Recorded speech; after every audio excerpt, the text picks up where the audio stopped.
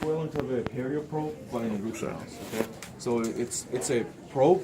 It's the first thing you pick always with your mirror when you actually get access to the tooth. Okay, that's and now that I started this, it reminds me. Let's go over like very basic of what a root canal is.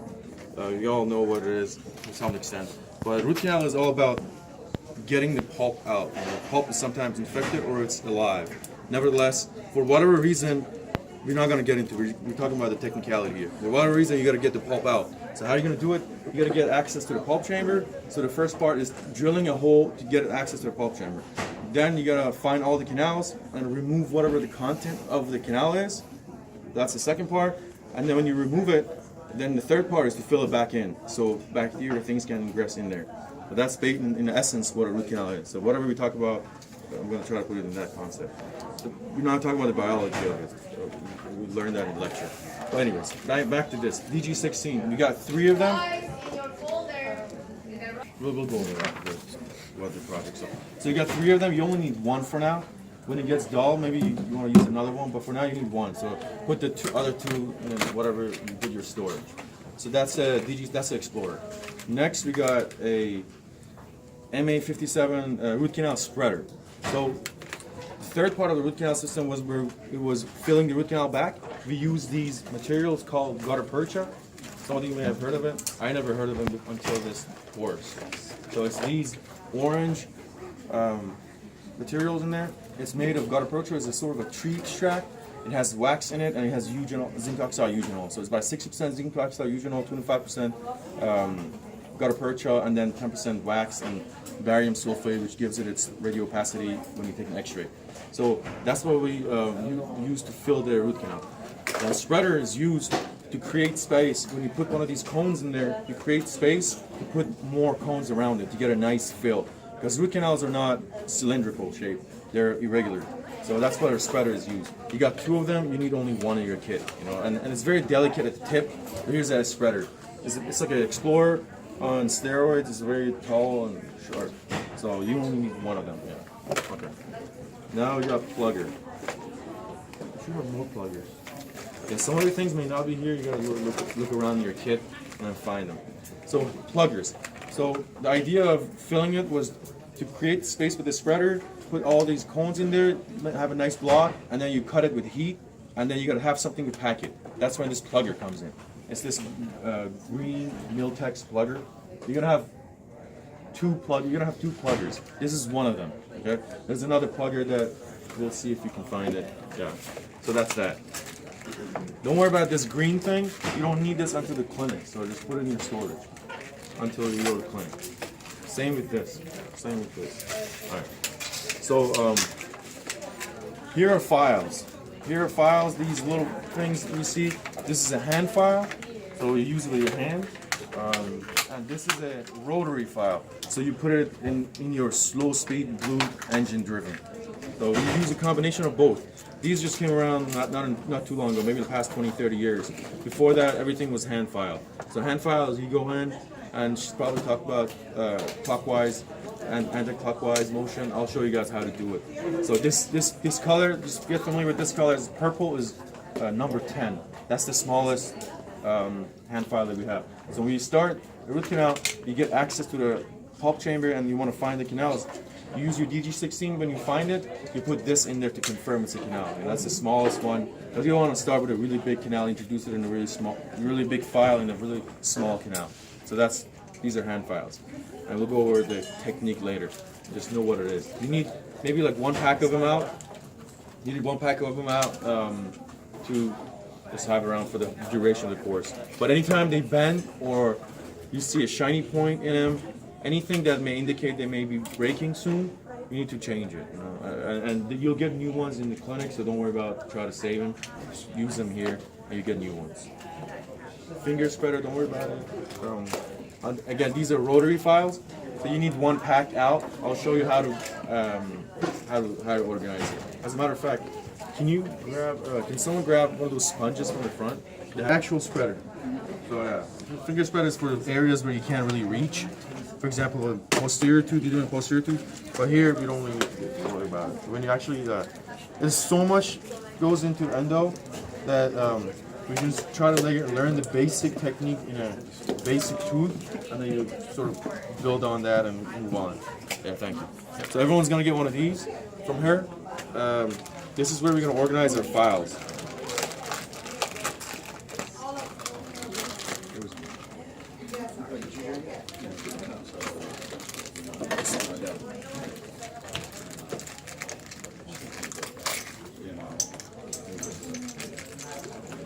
So we got this apparatus here, and there's this ring that goes in, depending on your finger size. I'll just put a small one because you're going to use it.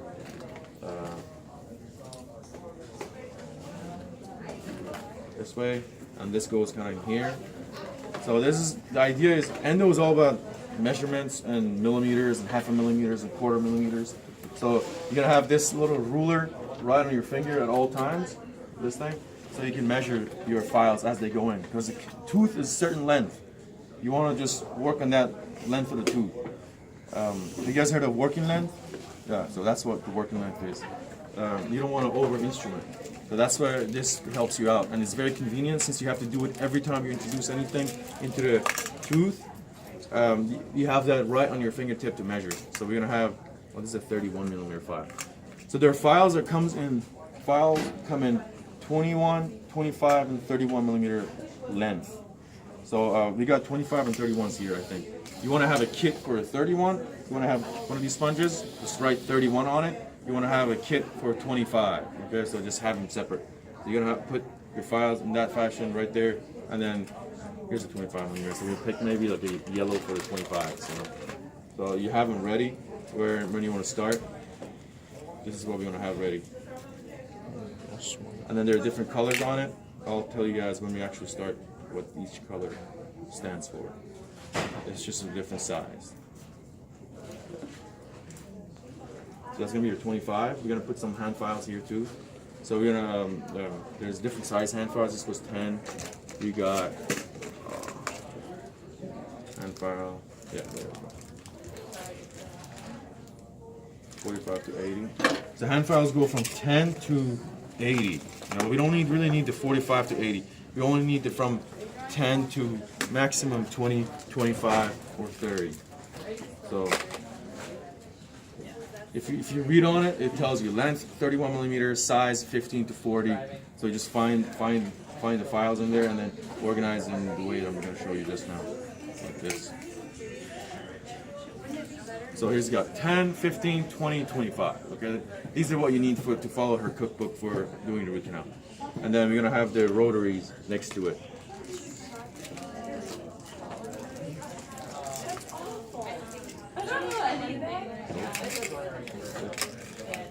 Oh, that's fine.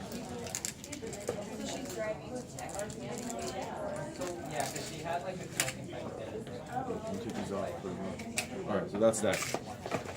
Let's see, we're just randomly going to the next one. Absorbent points. These are absorbent points are to dry the canals before you fill. When you're doing your final fill of the canal, it needs to be dry. So that's where these absorbent points come handy. They're the same thing, same size, everything. So keep one in the storage, keep one out here, so you don't get a lot of stuff around you. These are gutta perchas that I just explained. These are stuff that you use to fill your root canal with.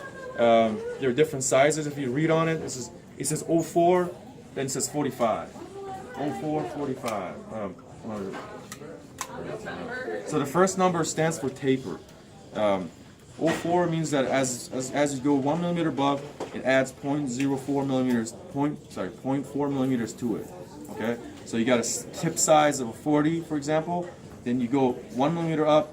If it's a 04 gutta percha, it would be 44 at that 1 millimeter. Okay, that's what it means. So when you instrument a size, a canal to up to size 40, then you're gonna use a size 40 gutta percha, a matching cone. Okay, sometimes it fits, sometimes it doesn't. We'll go over that. But just now, we're just gonna introduce this, what it is. The gutta percha points. Just keep all of them handy. You know, you probably need them all somewhere.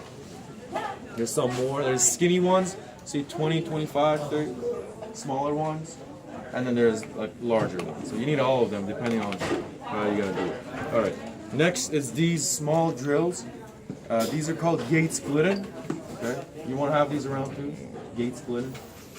That's where, when you open a tooth up, and then you have inside a PARP chamber, and here's a canal. You need to flare the orifice. That's one thing that we use to flare the orifice. To open the orifice up so we can progressively put bigger files in there. Let's see what else. Well, that's just a regular syringe. You don't need it. Guys, the video that is flying is what Yeah, you don't need these here. You need these when you go actually go inject in the clinic, so just put them here. Yeah. Alright, here's a spare tooth that you guys got, the plastic ones that you have to mount. Can you open that? That's all we have here. Okay, let's go over that, the actual typodon. So here's a typodon we had. So you got, this is the endo typodon, and you can use it for your licensing exams in 4th year, so try not to ruin it. Try to be gentle with it. What you gotta do is, let me refresh my memory real quick. Yeah. So you gotta remove this hinge so we can put these inside the mouth. Okay, so that's one thing you can do. We can prepare all these today, and next week probably we'll start doing the actual root canals. Maybe if you have time today too. But you gotta unhinge this for this to get out, and then you mount the teeth in there. There are various ways of mounting teeth in there. So, for example, yeah, our first project is going to be a plastic block central incisor. So just find your plastic block central incisor. Then we're going to go here, and then so there's a hole in here, right? So it's not gonna. You got to put something in here and then push this in. What this kit comes with is this gel, but it's kind of difficult to use this gel and remove it afterwards. Since we're doing a lot of teeth and we're going back and forth, I recommend not using that gel. What I recommend is getting, if you guys use Jared Store, sorry, not Jared Store, what's that? Register? Register? No, what's the one that, you guys got the temporary crowns, right? What do you use for matrix of temporary crown? Integrity? No, not integrity, that's something else. Gosh. It's purple. No, yeah, not the putty, not the putty. Not the putty. Talk about the thing that we didn't actually use with Dr. Graves because it sucked. You know what I'm talking about? A like? Is that what you're talking about? Anyways, it comes to me in just a second. So either that, it's like you can inject, or you can just regular red wax, you know. You melt it, you put it in there, you push this in, and you wait for it to cool down, or you put it in the water. Whatever that can suspend this in there, so you can work on it without it moving. Because you're going to have to also put a rubber dam in there. So that's another thing. You got to grab a rubber dam set. Okay? Or if you have one just sitting here, just use that. You know. But every time you work on a tooth, you're going to have to put a rubber dam with a clamp. You need an anterior clamp, you need a posterior clamp. So that's how we mount the teeth. Okay. What else? Let's see what else we got. So we got this. You need one mirror. You definitely need a Perio Explorer too. So if you have those prepared, so we can show everyone the kit. Do you have them? Yeah. So you definitely need a Perio Explorer because there's a lot of measurements involved when you're doing your access. Here, access needs to be done ideally, so you're gonna have to measure your access to the cavity. Just like how you measure your class 1 width. You know, it should be like, you know, 1.5 millimeters. Blah blah blah. Then you need to have those ready too. Yeah. Okay. Good job. Let's see what else. Burr kit. Can you find your endo burr kit, please? Yeah. So have all of these ready in one set, so it makes our life a lot easier throughout the semester. And it's just nice to be organized because there's so many things involved in endo. There's little things. Yeah.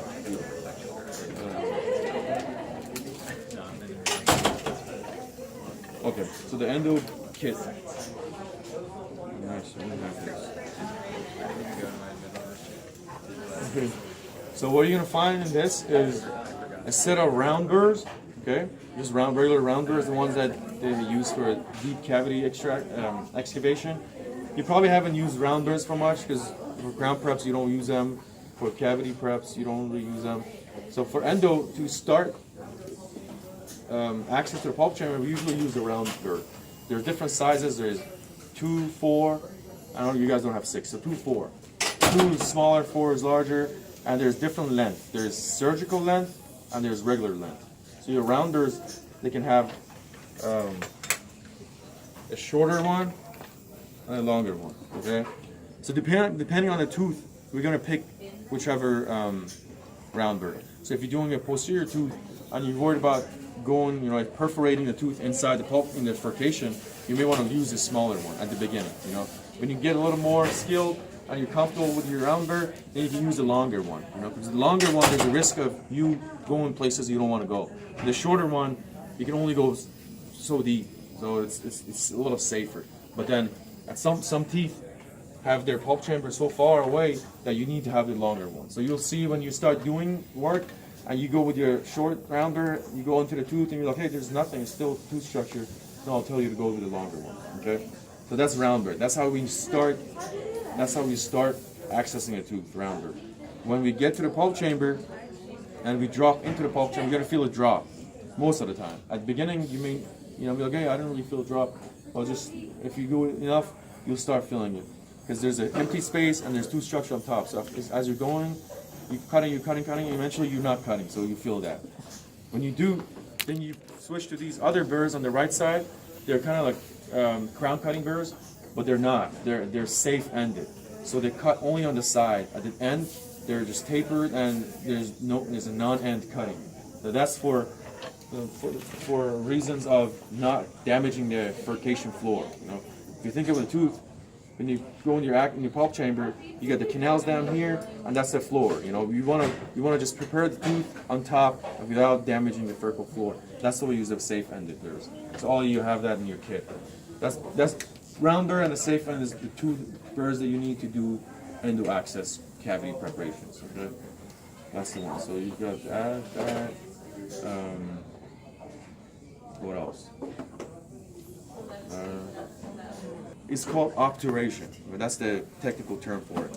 There are different techniques of doing obturation. What we do here is lateral condensation. It's an ancient technique, but it's the easiest one and most predictable one to do. So that's what we use here. You need your torch with that, so have your torch ready. You need two pluggers. A warm plugger, which is going to be this one with the round end, and a cold plugger, which is another plugger that when I see it, I'll show you guys. So you're going to have two pluggers in there. So you're only going to heat that one because heating is going to ruin it a little bit. So you're just going to use that one for heating. You're going to keep the other one for cold condensation. So the idea is you cut these gutta perchas, they melt really easy. It's like wax. You cut them off and you pack it. You cut them off and you pack it. That's the idea. You need a torch with you as well. And that's going to be your kit. So 6 instruments. The Endo Explorer DG16, your mirror and perio probe. That's great. You need a spreader. That's one of your spreaders. Be careful not to drop this because the tip bends and it's going to ruin it. And then you got your warm spreader, which is nice and straight right now, but soon it's going to be crooked. And a cold spreader. So that's going to be. Which one of those was the round end? Did you say? This is the round end. Yeah, that's the one. You can use either one for as a cold or hot. I tend to use this because it's skinnier and it cuts easier. So yeah, just prepare your kit, and when everyone has their kit set up, then we may start doing another huddle, and we'll go over the next step.